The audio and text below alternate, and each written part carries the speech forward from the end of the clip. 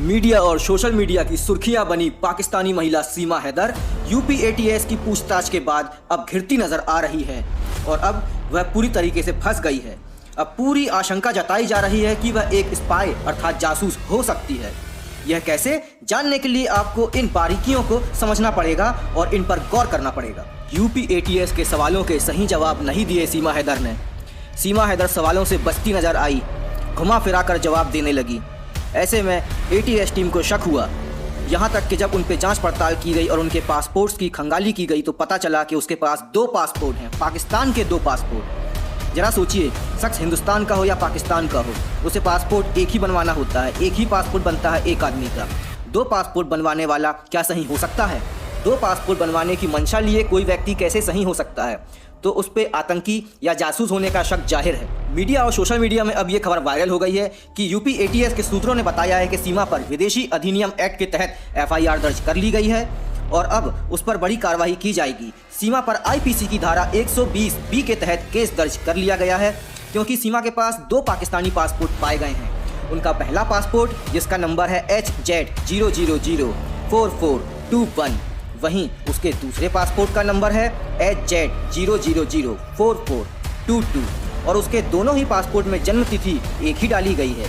Same जन्म तिथि के 2 पासपोर्ट, अलग अलग नाम।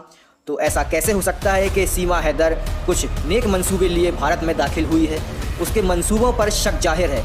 यहाँ तक कि सीमा हैदर के बारे में एक और खुलासा हुआ है कि सीमा हैदर पाकिस्तान में बैठे बैठे सचिन मीणा के अलावा 4-5 मर्दों के टच में थी, 4-5 दिल्ली एनसीआर के मर्दों के टच में थी और उनके साथ भी उसकी गुफ्तगू चल रही थी, लेकिन फंस गया सचिन मीणा। यही जो है बात सामने आई है। तो सीमा हैदर पाकिस्तान में बैठे बैठे अलग अलग माध्यम से भारत के मर्दों के टच में क्यों थी और वह 4-5 दिल्ली एनसीआर के मर्दों से ही क्यों बात कर रही थी, जिनमें से एक थे सचिन मीणा। सचिन मीणा हो सकता है सॉफ्ट टारगेट रहे हों जो जल्दी फंस गए।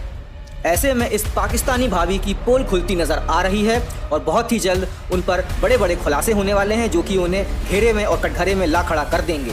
हो सकता है भारत उन पर कार्रवाई करके उन्हें पाकिस्तान डिपोर्ट भी कर दे और सचिन मीणा की आंखें खुल जाएं। यह प्यार का मामला तो कहीं से भी मालूम नहीं पड़ता है।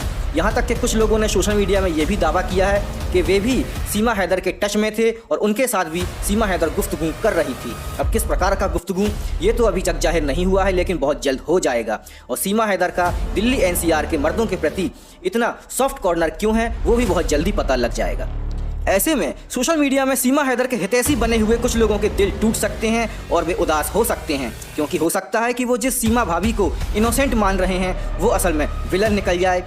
आपने एक बॉलीवुड मूवी देखी होगी जिसमें आलिया भट्ट ने रॉ एजेंट का किरदार निभाया था और ये खूबसूरत रॉ एजेंट, मासूम सी दिखने वाली रॉ एजेंट भारत होते हुए पाकिस्तान पहुंच जाती है और पाकिस्तानी आर्मी के अधिकारी से निकाह कर लेती है और फिर वहां से कुछ सूचनाएं भारत पहुंचाती है जिनसे पाकिस्तान के नापाक मंसूबे सफल नहीं हो पाते। तो क्या ऐसा ही कुछ किरदार सीमा हैदर का नहीं हो सकता? बिल्कुल हो सकता है। ये सब जो है आशंकाओं के मद्देनजर बातें की जा रही हैं, अभी कुछ भी पुख्ता नहीं हुआ है, लेकिन बहुत जल्द हो जाएगा।